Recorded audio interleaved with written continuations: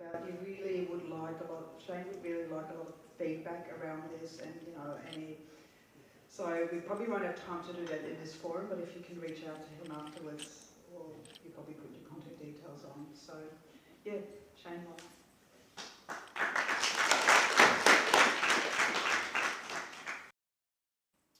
Thank you. I'm on, aren't I? Yeah. If you don't mind, I'm not going to use this for your benefit because you need to see who's talking. Shane Will is my name. I'm the founder of Safewatch, amongst many other things. And I'd love to go through with you and share a snippet about what we have done with Safewatch. I have so much I can share, and I'm going to be struggling to do this in a short amount of time. If I'm lucky, I might even do it in 10 minutes and leave extra time for questions, because that's my preference. I will touch on things such as our journey, research, what we found in the commercialization side, the technology side, the AI, etc. I don't mind if you interrupt me along the way, maybe. And the last thing is, I don't tend to do slides, so I'm doing this for your benefit. I'll start there. Now, we have developed with Safewatch what we call a whole of community platform. And the reason I'm highlighting this is we've looked at the statistics of what happens and what's going to happen around mental health. And in our research, we found that there is no net big enough if about half our population is going to struggle at some point in time. We will never have enough GPs, we may have enough AI bots, but we will never have enough large nets within our nation, or any other nation for that matter. However, we found at Safewatch on what we call the village concept, and I'm here to talk to you about the village concept to demonstrate how the village concept can fit across an entire nation. And by the way, at the end there's a QR, so you can get more information and download this. I'll start with a story. I set up on this journey in 2019. In 2019, I started hearing stories about people struggling. And then I overlaid that with statistics of mental health. And it truly broke my heart to see more and more, and specifically young people, unfortunately, for us, that fundamental difference are carers. We're convinced that it is a carer who's going to be at the right proximity, at the right time, even at midnight, and be able to read the unspoken words as well as the signs of the people closest to them. It could even be a work colleague, but it's the human, that the people are the most valuable first responders, even though that's not their title. This is that part of the village. We've broken up this into two groups, professional or paid carers and relational carers. And it really excites me on the relational carers, and that's not being disrespectful to professional. We have to have them, and I know, we have to have them, but the relational carers are the ones that are there doing the heavy lifting, or they're the early warnings captured. So the aspect here is to help carers come alongside people that they love and care for and build a village around them. That's part one. Part two, which is a hope of mine, is that we'll do part two, which most carers don't do. Part two is whilst they're building a village around John Smith, they'll end up having a village around them. Because carers rarely have people looking after them. Rarely. So in this village concept, where they actually bring about people together, they too can get their care. Now, there's a phrase mentioned throughout the conference around when people are struggling for mental health, recovery in a community is very, very powerful. And I'll use the word recovery in a village. But I'll challenge yourselves to not use community for recovery, but live in community or live in a village, so that we're more proactive. Because when a crisis happens, that is unfortunately not the time to go and build your strong relationships of support, unfortunately. You need to have them, and crisis will hit most people at some point in time. We have designed this by a panel of psychologists, psychiatrists, psychotherapists, etc. So even though I might be tech focused, I didn't want this to be a tech-led project. So we gave a seat at the table to specialists, and they designed what they should be.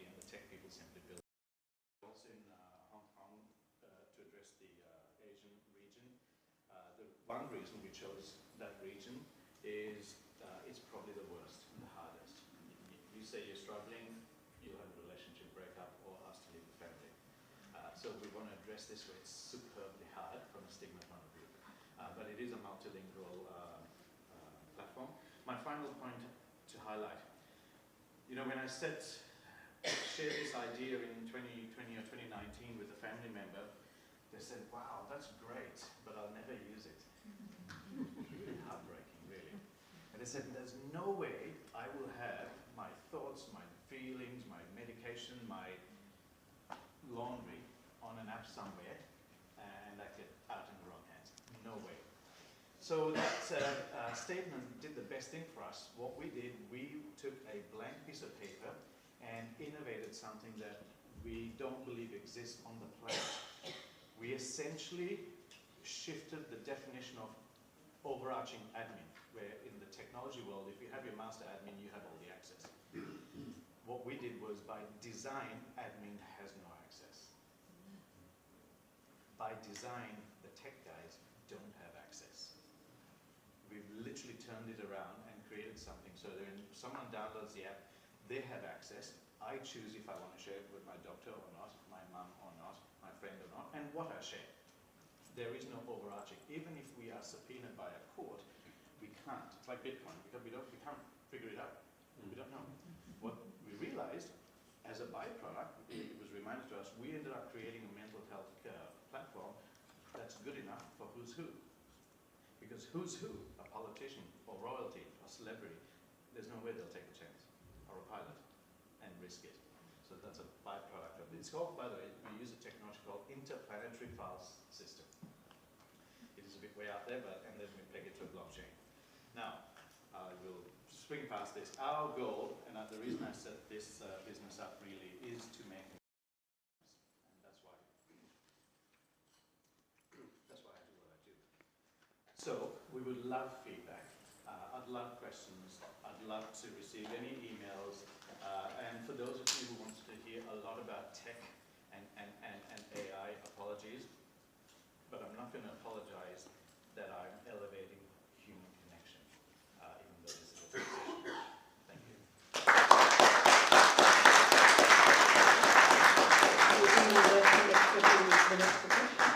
Even that's an extra 2 minutes for question.